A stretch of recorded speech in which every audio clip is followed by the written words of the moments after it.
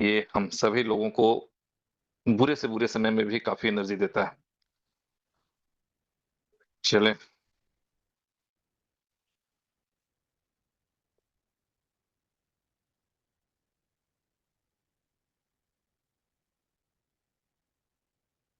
Thank you, thank you.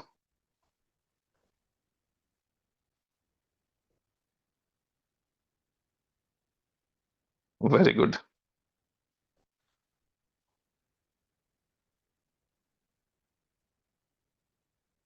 Withdrawal 14 को start होगा sir, बिल्कुल 100% होगा। ओके, अशोक कुमार जी ने ये लिखा है। Thank you Ashok ji. Good evening everyone. हाँ, ठीक है। बड़ा अच्छा लग रहा है आज आप लोगों से जो ये पॉजिटिव वेव्स आ रहे हैं। भाई बीएफआईसी और बीएलवी के हवाले से मैंने बहुत समय पहले एकदम स्टार्टिंग में जब दुबई से लौटे थे तो उस समय मैंने आप लोगों को बताया था कि 25 मार्च का एक खूबसूरत दिन है। ठीक है। और जिस दिन 25 मार्च आएगा उस दिन पता चलेगा आप लोगों को कि कुछ नया इनोवेशन में हो रहा है। एक नया पोर्टल लॉन्च हुआ है, कुछ नए टाई अप्स हुए हैं। और वहां से फिर हम लोग प्रॉपर्टी डीलिंग वाला जो मामला है उधर उस दिशा में आपकी एक विंग्स एक अपॉर्चुनिटी खुल जाएगी। तो बीएफआईसी और बीलब वालों को मुझे लगता है मार्च तो पूरा ही निकल जाएगा। अप्रैल मई के आसपास में आप समझ लें पॉजिटिव वेव्स आने लगेंगे और जून जुलाई तक मुझे लगता है आई एम नॉट श्योर। ठीक है। तो ये लगता है कि भाई हम लोग का कुछ अच्छे मुकाम की ओर निकल पड़ेंगे।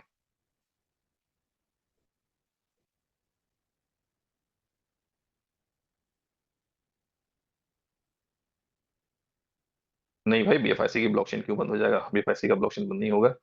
राज जी ये पूछ रहे थे। नहीं राज जी, चिंता ना करें। ठीक है। बीलब डैप का कुछ नहीं हो सकता। बीलब डैप को जितनी जल्दी भूल जाए वो आपके लिए ज्यादा अच्छा होगा। उसके बारे में कोई अपडेट नहीं है, कुछ नहीं होना है उधर। ठीक है। बीएफआईसी बीलब तक रुके, है ना? इसके अलावा भी कोई और बात करना उचित नहीं है। अभी हम लोग बात कर सकते हैं एक्सॉन की। तो एक्सॉन के बारे में आप लोगों को जो एक पॉजिटिव वेव्स वाली न्यूज़ है वो मिल चुकी होगी। ठीक है। बाकी जो लोग चाहते हैं कि विड्रॉल के बाद हम लोग बाइंग करेंगे, उनका भी थॉट कोई गलत नहीं है। वो अपने हिसाब से सही सोच रहे हैं। ठीक है। बस फ़र्क ये पड़ना है कि वो 1 के बदले $2 से मिलेगा तो कोई बात नहीं। ठीक है, हम मान के चलेंगे कि $2 ही प्राइस है। और देखिए अपॉर्च्युनिटी वही है कि जो लोग रिस्क लेना जानते हैं। दुनिया में बहुत रिस्क है, बहुत ज़्यादा रिस्क है, हम क्या बताएँ? रिस्क का फैक्टर और उसका पोजीशन क्या-क्या होता है, बहुत ज़्यादा रिस्क है। ठीक है? लेकिन चीज़ें क्या है कि इन चीज़ों से आगे होकर के जो लोग निकलते हैं, तो वो कुछ कर पाते हैं और रिस्क लेने की क्षमता भी लिमिट होती है, रिस्क बर्दाश्त टेंशन बर्दाश्त करने की क्षमता भी हर व्यक्ति की अलग-अलग होती है।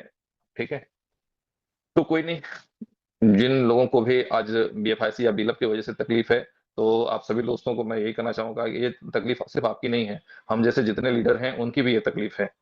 ठीक है? और बहुत सी चीज़ें हैं जो हम लोगों के ड्रीम्स में था कि ऐसे चलना चाहिए, वो भी किसी भी कारण से वैसे अगर नहीं चल पा रही हैं और कंपनी कहती है कि हाँ भाई, इस तरह से हम लोग आगे चल के इन सारी चीज़ों को सीधा कर लेंगे, तो सिंपल है, सबका अपना-अपना बिलीव लेवल है। आज की डेट में हम लोग ये नहीं कहेंगे कि आप बिलीव करें मेरे कहने से।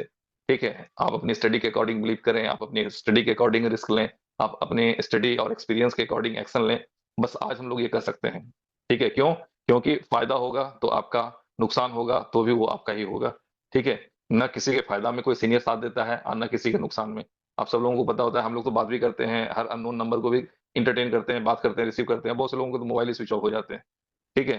तो सबके बर्दाश्त करने की क्षमता भी अलग-अलग होती है। हम लोग समझते हैं कि चलो भाई ठीक है, दुःख है, दर्द है। कहते हैं ना कोई एक्सीडेंट हो जाता है, किसी के परिवार में बहुत कुछ नेगेटिव हो जाता है, तो एक कंधा कम से कम होना चाहिए जहाँ लोग सर रख कर के रो तो सकें कि हाँ सर, हमारे साथ ये प्रॉब्लम है। क्या पता कभी-कभी दर्द बोलने से भी कुछ हल्का होता है, मन हल्का होता है, दर्द कम होते हैं। लेकिन क्या है कि सब कुछ खत्म नहीं होता है, लेकिन समय, मैंने अपनी ज़िंदगी में जो अनुभव किया और मैं मानता हूँ कि मेरी बातों से आप सब लोग इत्तेफ़ाक रखते हैं, एग्री करेंगे कि इंसान बलवान नहीं होता, समय बलवान होता है। हमारी, आपकी या जो भी व्यक्ति समझते हैं कि हम बहुत बलवान हैं, शक्तिशाली हैं या कुछ भी हैं, ठीक है? तो ताकत के दम पे सब दिन कहीं भी टिका नहीं जा सकता है। ताकत हर व्यक्ति की कम हो जाती है। लेकिन व्यवहार के दम पे आप ज़िंदगी भर किसी से सम्मान पा सकते हैं, ताकत के दम पे नहीं। तो समय सबसे बड़ा बलवान होता है, ये हम लोग का अपना एक्सपीरियंस है। बाकी मुझे उम्मीद है कि आप लोग मेरे एक्सपीरियंस से इत्तेफ़ाक रखते होंगे। ओके, क्या है सवाल इनका?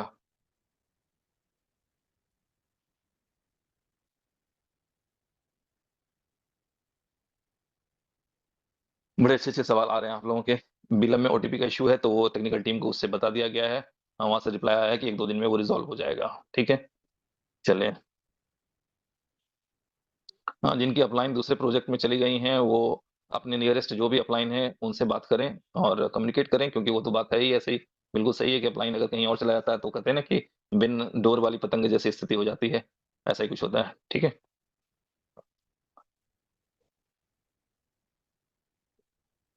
काफ़ी लोगों के रिएक्शंस आ रहे हैं, बहुत मज़ा आ रहा है। ओके, चलें तो हम लोग थोड़ा-सा प्रोजेक्ट की बात कर लें।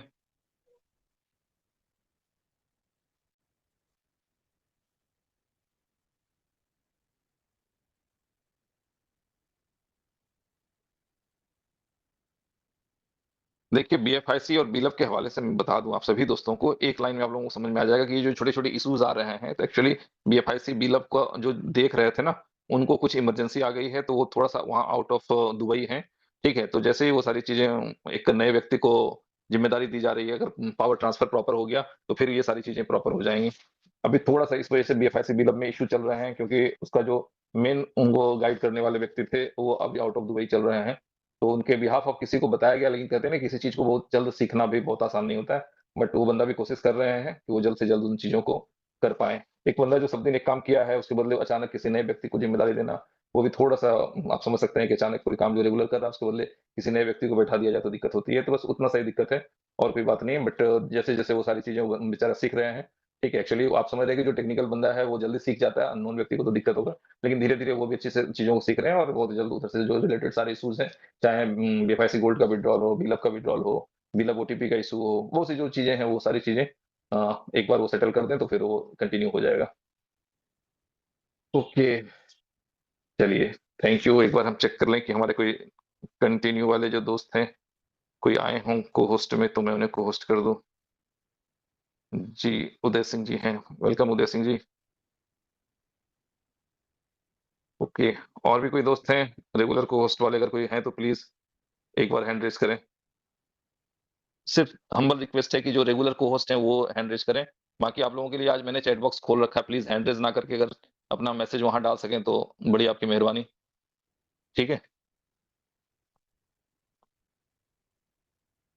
संजीव राठौर जी, वेलकम है राठौर साहब आपका। मैंने देखा था नवीन जी भी हैंड रेज़ किए थे, नवीन जी दोबारा से हैंड रेज़ करें। ओके, नवीन जी, वेरी गुड। सबसे पहले सर चैट बंद कर लीजिए। क्या हो गया? कोई दिक्कत है? नहीं, मैसेज बहुत आ रहा है सर।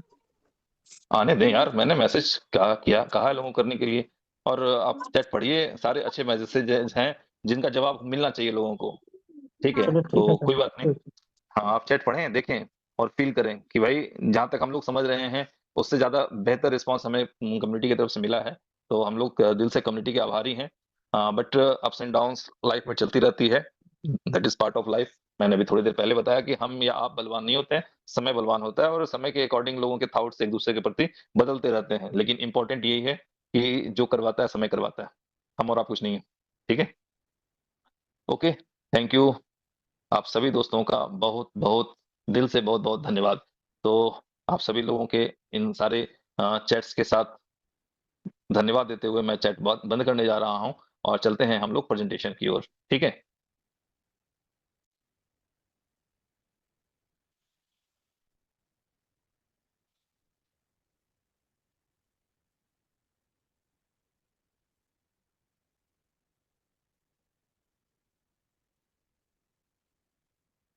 चलिए, थैंक यू।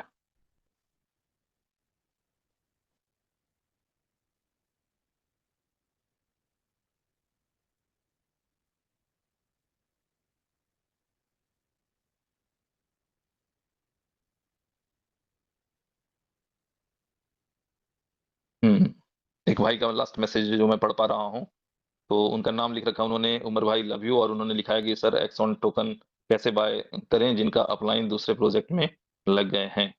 तो फ्रेंड्स, आप लोग देखें जो भी आपको नज़दीकी अपलाइन मिलें, क्योंकि नंबर्स तो तरह-तरह की बात करने के लिए लोगों के पास मिल ही जाते हैं।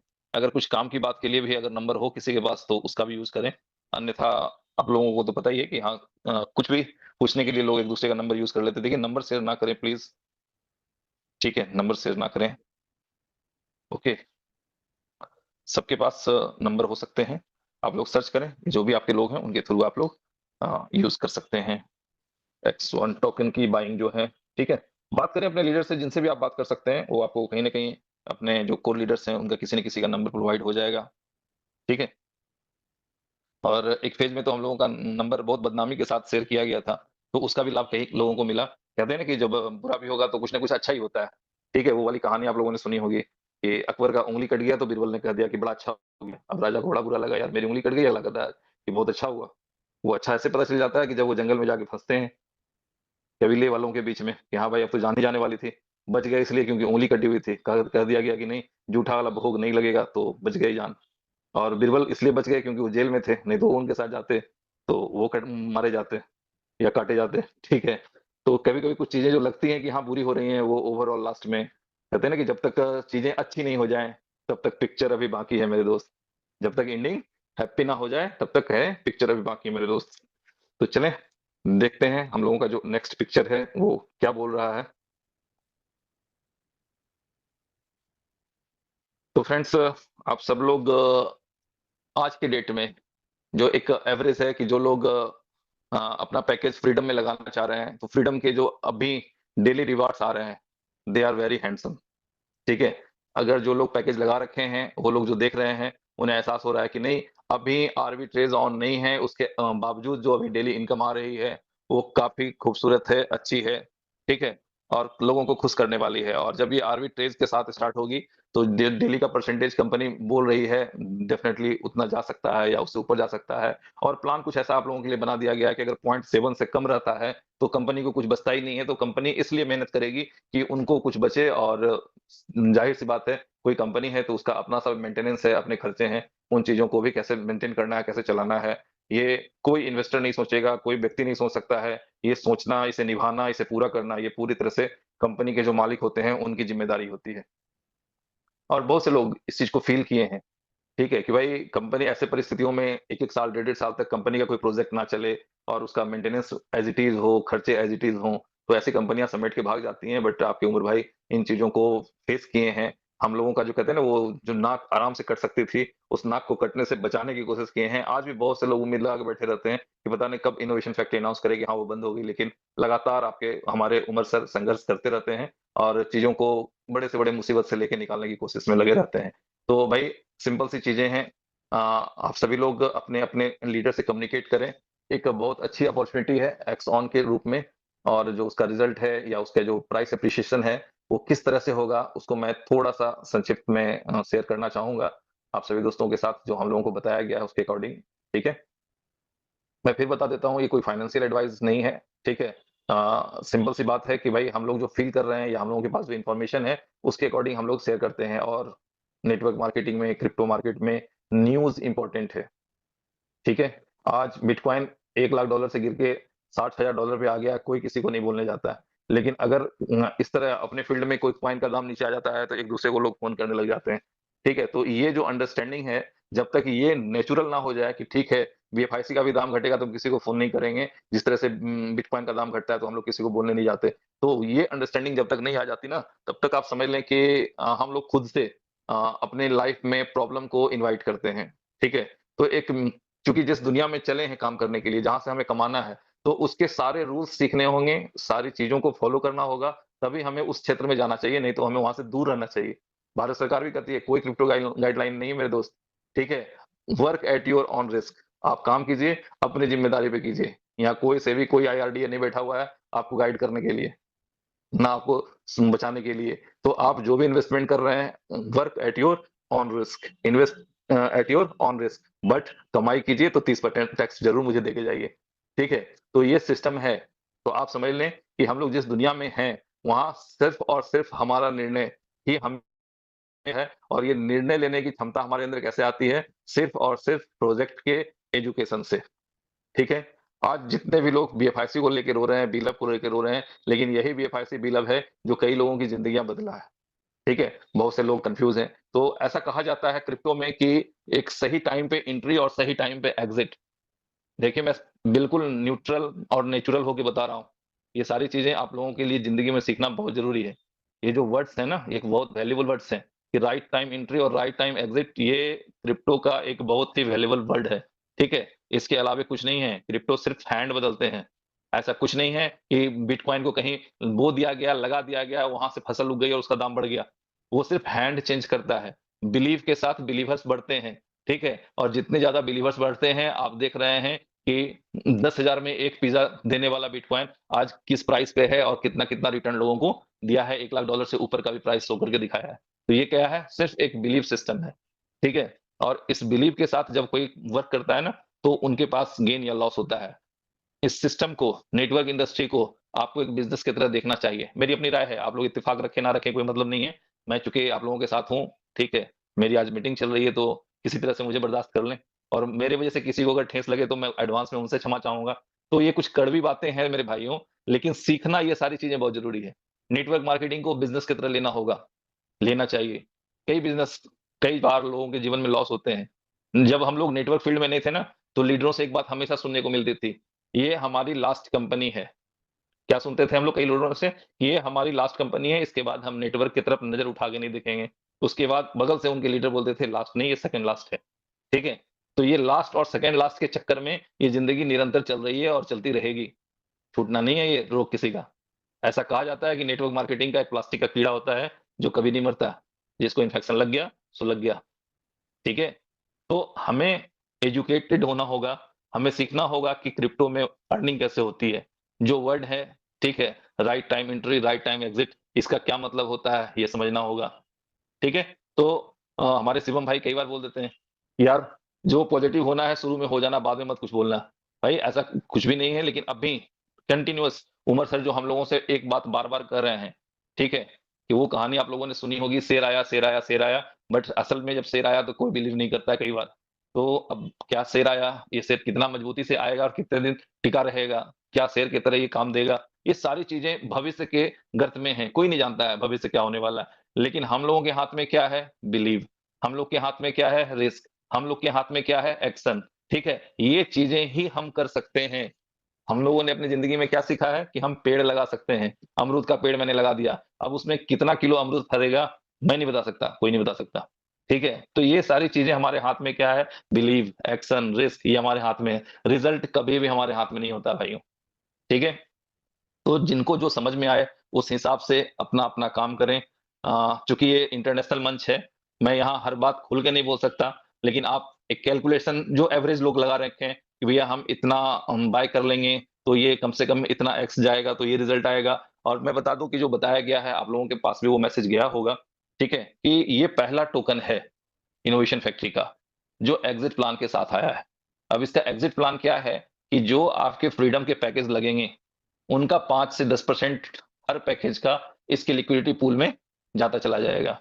तो एक स्टेज ऐसा होगा कि जहाँ से हम लोग देख पाएँगे कि यस, इसके लिए लिक्विडिटी ऑलरेडी अवेलेबल है, ठीक है? उसको बिल्कुल परफेक्शन के साथ अभी हम आपके सामने नहीं डिस्क्लोज़ कर सकते, लेकिन आप अपने लीडर के साथ बैठ के जब डिस्कस करेंगे, तो वो सारी चीज़ें बिल्कुल परफेक्शन के साथ आएँगी आपके सामने, ठीक है? कि एग्ज़ैक्टली कितना परसेंट आपका रिटर्न आ सकता है। अभी पब्लिक मीटिंग में अगर हम उस रिटर्न को बोल दें, तो लोग क्या बोलेंगे?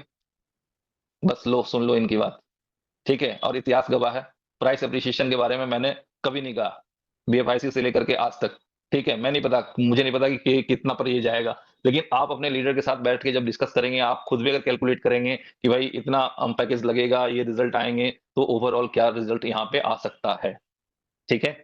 साथ में आपका ये टोकन फ्यूचर ट्रेडिंग में यूज़ होगा, जहाँ पे एक एग्ज़ाम्पल दिया गया है कि यदि आप $2000 के टोकन के साथ ट्रेड करते हैं और वहाँ से 2100, 2200, 2500 आपकी वॉल्यूम बनती है, यानी कि 2000 के साथ $100, $200, $500 आपकी इनकम होती है, तो 2000 छोड़ के जो रेस्ट अमाउंट है, 200, 400, 500 जो भी आप एक्स्ट्रा अर्न करें उस फ्यूचर ट्रेडिंग के थ्रू, उसे आप वहाँ से विथड्रॉ कर पाएँगे, और फ्यूचर ट्रेडिंग भी 14 फरवरी से स्टार्ट होने जा रही है। ठीक है?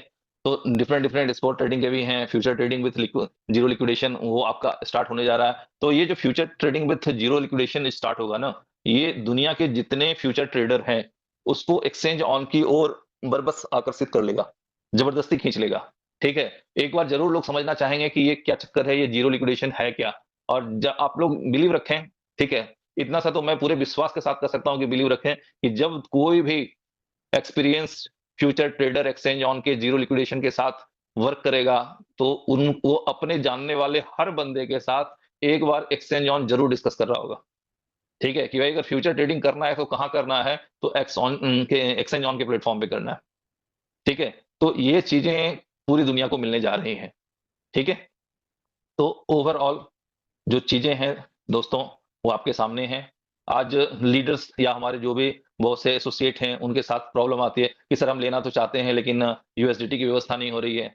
एक बार एकदम ठंडे मन से सोचिएगा, मन को एकदम हल्का करके, कि जब इनोवेशन फैक्ट्री के प्रोजेक्ट चल रहे होते हैं तो क्या मार्केट में यूएसडीटी की कमी होती है? नहीं होती है। लेकिन अगर इनोवेशन के प्रोजेक्ट नहीं चल रहे हैं तो मार्केट में खोजने से यूएसडीटी नहीं है। इसका मतलब क्या होता है आप समझ लें, कि आपका एक्सचेंज ऑन या इनोवेशन के जो प्रोजेक्ट हैं मार्केट को कितना डोमिनेट करते हैं, किस तरह से लेकर के चलते हैं कि भैया आ रहा है तो डॉलर सब में आ रहा है, नहीं आ रहा है तो कहीं नहीं आ रहा है, ऐसी परिस्थिति बन जाती है। तो चीजें हैं, ऊपर नीचे होती हैं, हुई हैं, आपके सामने हर चीज रखा गया है। और फ्रेंड्स, अभी जो वर्तमान जो टारगेट है लोगों का, कि यूएसडीटी कैसे अरेंज हो और ज्यादा से ज्यादा लोग एक्सॉन टोकन कैसे, कहां से कैसे अपने लीडर के थ्रू बाय करें, तो ये सारी अपॉर्चुनिटी है। तो दोस्तों, मैं बस अभी यही कहना चाहूंगा कि बाकी सारी चीजें फ्रीडम के हवाले से भी आप लोग देख पा रहे हैं कि फ्रीडम का जो रिजल्ट है बढ़िया आने लग चुका है, अच्छा आ रहा है रिजल्ट। और जब इसका आर्बिट्रेज स्टार्ट होगा तो डेफिनेटली आप सब लोगों को पता है कि रिजल्ट और बेहतर होगा। बट अभी जो चीजें हैं उसको भी अपॉर्चुनिटी के रूप में देखें। मैं आपको फिर बताऊंगा कि ये कोई मेरी तरफ से फाइनेंशियल एडवाइस नहीं है, लेकिन एक वर्ड जरूर याद रखेंगे, रियल टाइम एंट्री और रियल टाइम एग्जिट, सही टाइम पे एंट्री सही टाइम पे एग्जिट, ये क्रिप्टो में बहुत मायने रखता है। जिस व्यक्ति ने बिटकॉइन 1000 में खरीदा या 100 में खरीदा, वो 1000 से 10,000 में बेच के बहुत खुश हो गया कि हाँ भैया हमने 100 में खरीदा था, हमने 1000 में बेचा, हमने 100 में खरीदा था, हमने 10,000 में बेचा। लेकिन आज उनसे पूछे कि सही डिसीजन था या गलत था, तो बोलेंगे बहुत भारी मिस्टेक थी भाई। लेकिन उस समय का तकाजा क्या था, ये वो उनका उस समय का सही डिसीजन था, क्योंकि किसी को नहीं मालूम था कि भविष्य के गर्त में क्या छुपा हुआ है, ठीक है। तो जो जहां तक आप देख सकते हैं, जहां तक आप निर्णय ले सकते हैं, उस हिसाब से अपनी प्लानिंग करें और उसे एग्जीक्यूट करें। जी नवीन जी, कुछ कहना चाहेंगे आप? थैंक यू कोई सर, हमारे नमस्कार सर। नमस्कार। बहुत अच्छा सर, क्योंकि आप ही के गाइडलाइन से हम यहाँ तक पहुँचे हैं। और हमारे आप गुरु रहे हैं, क्योंकि जो चीज़ें बोलते हैं बहुत सुलझा हुआ चीज़ें बोलते हैं, सुलझी हुई बातें बोलते हैं। और किसी के पक्ष में नहीं, निरंतर आप जो एजुकेशन लोगों को दी है या जो टीम ली, हम लोग खुशकिस्मत है कि आपके साथ रहे। और उस एजुकेशन का पावर भी हमने दिखाया, क्या पावर होता है। तो बात सही है सर, कहीं कोई दिक्कत नहीं है, बात आप जो बोले सही है। लोग अपने लिए स्वतंत्र हैं, फ्रीडम है, फ्रीडम पोर्टल भी आया है, फ्रीडम पैकेज भी आया है। तो हम लोग चाहें तो अपने दिमाग को उस तरफ फ्री रख के किसी भी वर्क को अगर करें तो अचीवमेंट जरूर मिलता है, और सारी चीज़ें होती है, कोई किसी के अंडर में नहीं होता है। और ना मार्केट किसी के अंडर में ना है, और ना ही मार्केट किसी के अंडर में है। सिनेरियो जहाँ तक फ्रीडम की रही, तो स्पष्ट आपने बताया कि कोई फिक्स परसेंटेज आप नहीं बता पा रहे हैं, और बता भी नहीं सकते, क्योंकि अगर बता भी देते हैं अनुमानित तो लोग पकड़ लेते हैं। लेकिन ये तय है कि ये लॉन्ग टर्म की प्रोजेक्ट बनने जा रही है, बेटर प्रोजेक्ट है। एक्सॉन टोकन भी मिला है, जिसकी यूटिलिटी रोड में सारी चीज़ें मीटिंग के माध्यम से क्लियर कर दिया गया है। तो जो उनकी परचेजिंग स्टार्ट है, तो आप अपने लीडर से कांटेक्ट करके बाय कर सकते हैं। और इसके लिए क्या बोले सर, थैंक यू सर। आज हम ट्रेवल करेंगे, बाहर निकल रहे हैं सर हम। चलिए ठीक है, थैंक यू। जी हमारे जो अगले होस्ट हैं, प्लीज बात करें। जी डॉक्टर उदय सिंह जी।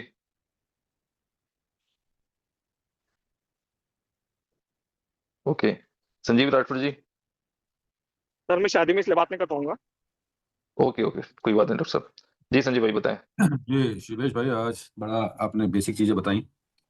वो कहते हैं ना कि कोई भी बिजनेस स्टार्ट किया जाता है तो उसके जो बेसिक पॉइंट्स होते हैं ना, वो आपने बताए, और बखूबी चीजें सही हैं।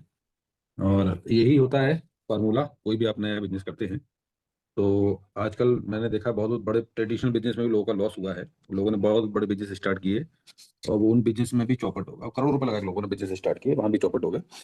तो बिजनेस को बिजनेस की तरह लेना चाहिए, ठीक है। और अगर बात करूं मैं नेटवर्किंग की, तो नेटवर्किंग तो ऐसा बिजनेस है, यहाँ पर आप कुछ रुपए लगाकर उसका हजारों गुना गुना कमा सकते हैं।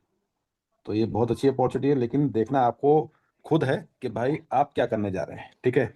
मैं जब भी जूम्स लेता हूँ तो मैं उसमें यही कहता हूँ कि भाई कभी भी कहीं से उधार लेके, कहीं भी कर्जा करके, ठीक है, किसी भी तरीके का इस तरीके का पैसा बिल्कुल ना डालें। जो भी डालें, अगर आपकी जेब में 100 रुपए हैं तो भाई वहां से सिर्फ 10 रुपए ही वहां पर लगाएं। और कोशिश ये करें कि टीम बना के काम करें, और बड़ा इन्वेस्टमेंट कभी ना करें। ठीक है। और जो भी अगर करना चाहते हैं तो वही वो अपने हिसाब से करें कि आप कितना रिस्क ले सकते हैं, क्योंकि मैं स्टार्टिंग में मैं बताता आ रहा हूँ कि स्टार्टिंग से मैं शेयर मार्केट्स में था, ठीक है, और वहाँ पे सीधा सीधा ये होता है कि वहाँ पे दो ही तरीके की चीज़ें होती हैं। अगर आपने पैसा लगाया है वहाँ पर तो या तो आपको लॉस मिलेगा या प्रॉफिट मिलेगा। अगर जिसको प्रॉफिट मिला है तो वो भी जिसको लॉस हुआ है ना उसको प्रॉफिट मिला है, तो वहाँ पे कोई जनरेशन नहीं होता है, ठीक है। तो ये सारी चीज़ें आपको देख के काम करना होगा और चीज़ें बिल्कुल साफ हैं। अब बाकी का शिवेश भाई ने बहुत अच्छी तरीके से बताया, अब बस इतना ही कहना चाहूँगा मैं, और बाकी आप सब लोग समझदार हैं। थैंक यू शिवेश भाई। थैंक यू संजय भाई। अभी रिसेंटली हम लोगों ने देखा कि जो फिजिकल एसेट है जिसमें चांदी को एक लिया जाए कि ट्रेडिंग के वॉल्यूम के आधार पर अगर चांदी को देखा जाए, तो जब वो 4 लाख के पार गया तो लोगों ने चांदी चांदी चांदी कर दिया कि चांदी की चांदी चांदी हो गई। बट सोच के देखें, जिन लोगों ने 4 लाख में लिया था, 2 दिन के बाद उसका एसेट 2.25 लाख का हो गया, 275 का हो गया, 250 का हो गया, तो उनको क्या बीत रहा होगा? ठीक है। तो ये चीजें पार्ट ऑफ ट्रेडिंग है। ठीक है, ये ट्रेडिंग में ये सारी चीजें इस तरह से होती रहती हैं। जी वेलकम मिस्टर टी मालू, बताएं सर, माइक अनम्यूट करें, कुछ अपना जी एक्सपीरियंस जी बताएं। Good evening friends, good evening. Thank you Shivesh भाई और हमारे वेलकम सर। संजीव भाई, नवीन जी ने चीज़ों के बारे में बताया। मैं बस इतना ही कहना चाहूँगा, एक अपॉर्चुनिटी होती है हर एक चीज़ का। हमें पता है कि हम किस दौर से, किस जगह से, किस रास्ते से गुजर रहे हैं ऑलरेडी पहले। अब हमें ये सोचना है कि ज़रूरी नहीं है कि हर चीज़ें एकदम सेम सेम गुजरे। तो आदमी हर तरह से हर चीज़ों को ट्रायल करता है। तो समझ लें कि हर चीज़ का एक टेस्टिंग होता है और ज़रूरी नहीं है कि जिन चीज़ों से हम गुज़र चुके हैं वही चीज़ आगे हो।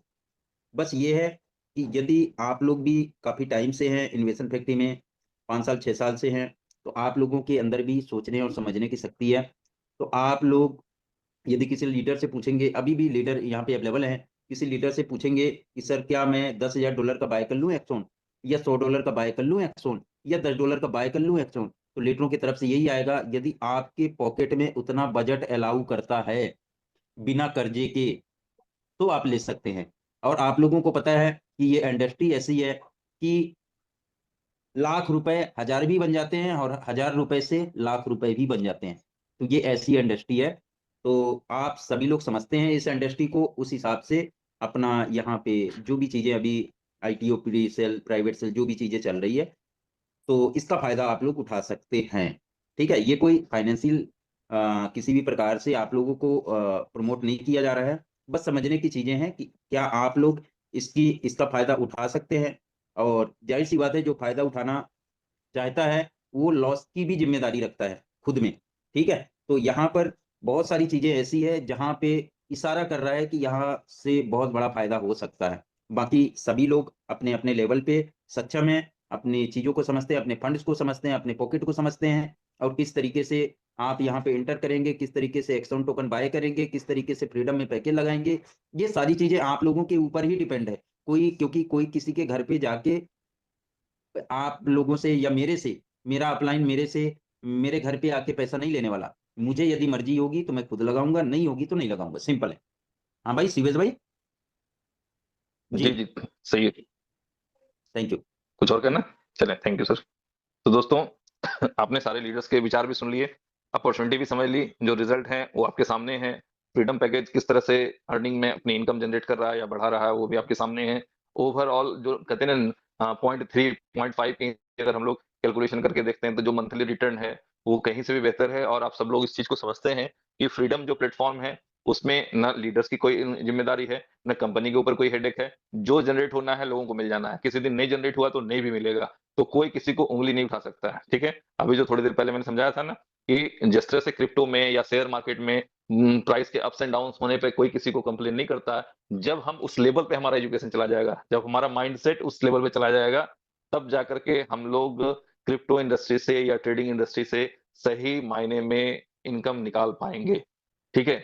जब तक तेरा मेरा किंतु परंतु पे फँसे रहेंगे ना, तब तक न एक अच्छा निर्णय ले पाएँगे और ना ही एक अच्छा रिजल्ट निकाल पाएँगे, ठीक है? तो भाइयों, जो भी चीज़ें हैं आपके सामने हैं और जो लीडर्स के प्रयास हैं, कंपनी के प्रयास हैं, आप लोगों की जो मेहनत है, वो सब कुछ कंबाइंड रूप से मेहनत करके एक अच्छे रिजल्ट में कन्वर्ट हो, ऊपर वाले से यही दुआ है और इस दुआ के साथ हम लोग एक दूसरे को विश करते हैं कि हैप्पी अर्निंग। हम सब लोग आपस में मिलजुल कर एक अच्छी अर्निंग करें और अपनी जिंदगी को बेहतर बनाएं। तो थैंक यू वेरी मच। आज की मीटिंग मैं यहीं वाइंड अप करना चाहूंगा। मिलते हैं हम लोग नेक्स्ट सेशन में। तब तक के लिए गुड नाइट, बाय बाय।